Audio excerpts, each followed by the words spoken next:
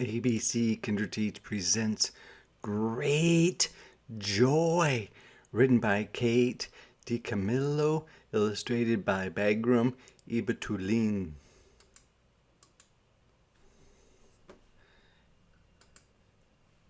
The week before Christmas, a monkey appeared on the corner of Fifth and Vine. There's the monkey. He was wearing a green vest and a red hat, and with him was a man, an organ grinder, who played music for the people on the street. In the daytime, when the sun shone, the sequins on the monkey's vest glittered and flashed. There's the monkey's vest.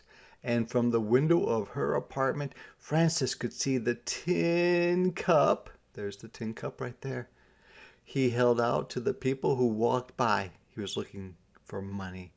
Sometimes, if it was very quiet for just a minute, she could hear the music. It came across the crowded sidewalk and up through the windows. And even though the organ grinder, that man right there, and the monkey were just across the street, the songs sounded sad and far away, like the music from a dream. So I think she's worried about this man who doesn't have a lot of money, and he plays music so that he can get some money, and the monkey holds out the cup. Sequins look like this, and so in the light they're shiny. The monkey's holding a tin cup, which might look like this. And this is what an organ grinder looks like, and he just kind of plays it, the music, while the monkey may hold out the tin cup, or he might do a little dance or something. The reason he does this is so that he can get some money. "Where do they go at night?" Francis asked. "Who?" said her mother. "That man and his monkey." "Oh, Francis," said her mother, "don't ask me questions that I can't answer. I'm sure they go somewhere. Everyone goes somewhere." I wonder where he does go at night. Maybe they'll show us. "But where?" said Francis. "I have no idea," said her mother. "Turn around." Francis turned. Her mother pinned the bottom of her robe. "There," said her mother. "Now all I have to do is hem it," which means cloth is folded up underneath and then it's sewn, "and you'll be ready. Have you memorized your line?" She only has one line. She must be going to some sort of play. "Yes," said Francis. "Are you excited about the pageant?" A pageant is people getting dressed up and putting on a show.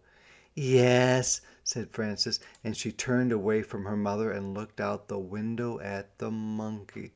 So I think Francis is really worried about what's going on with the monkey and the organ grinder. Are they going to be okay? That night, Francis made herself stay awake. I wonder why.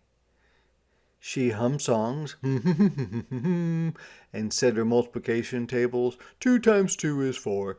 She named the capitals of each state: St. Paul, Minnesota; Tallahassee, Florida; Harrisburg, Pennsylvania, one after the other. Every time she felt as if she might fall asleep, she shook her head and pinched her arm and opened her eyes wide.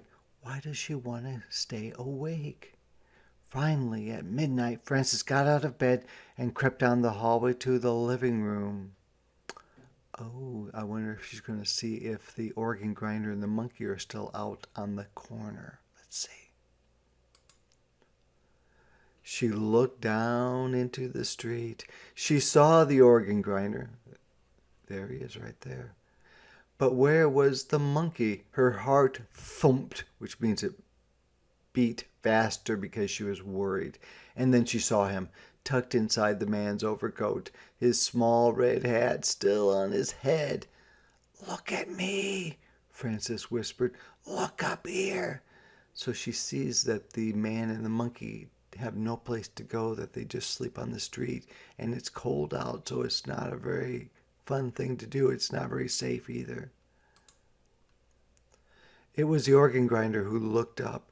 He took his cap from his head and raised it to her. It looks like it's snowing too, so you know it's cold. And there she is looking down at him, and he's looking up at her, and the monkey's looking up at her. They sleep on the street, Francis said the next morning, even when it snows.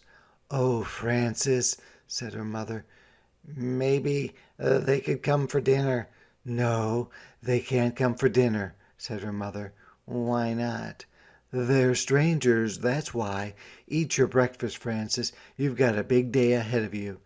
So Francis wants to invite the man and the monkey over to the house for something to eat, and the mother says, no, we don't really know these people, so we can't let them into our house. And what she is doing there is she's ironing the gown that Francis will wear tonight, is what it looks like. All that day it snowed, but by evening, in time for the pageant, the sky cleared. The snow was so deep that Frances had to wear her boots for the walk to the church. And there's the organ grinder and this monkey. The organ grinder and the monkey were still on their corner, hoping people would give them money if they played a little song for them. Frances ran up and put a nickel in the monkey's cup.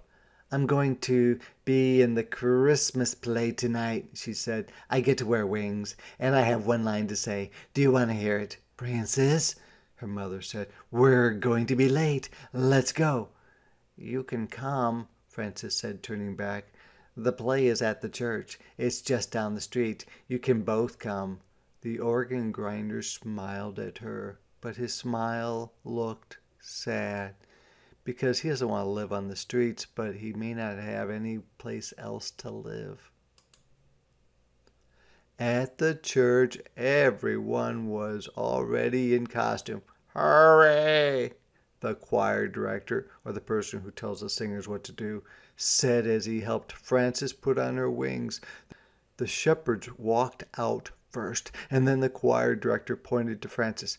Now, he whispered, so it was her turn to go out. Frances stood very still. She opened her mouth, but the words would not come.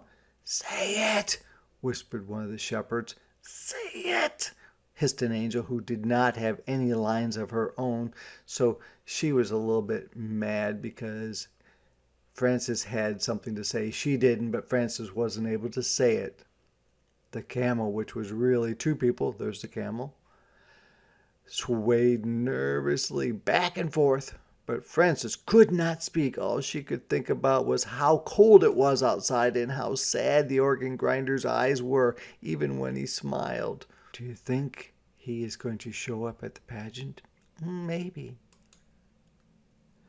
The world was quiet. Everyone waited. Then, at the back of the sanctuary, it's a big room in a church, a door opened. There's the organ grinder. There's the monkey. They are coming to the show. The mother doesn't look that happy, does she? Frances smiled. Behold, which means look at something great, she shouted.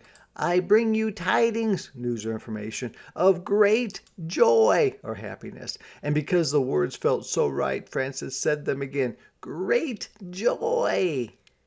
So she's happy that the organ grinder and the monkey came. She felt very happy about that. And it looks like they all were visiting with the organ grinder, even her mother. So that was nice.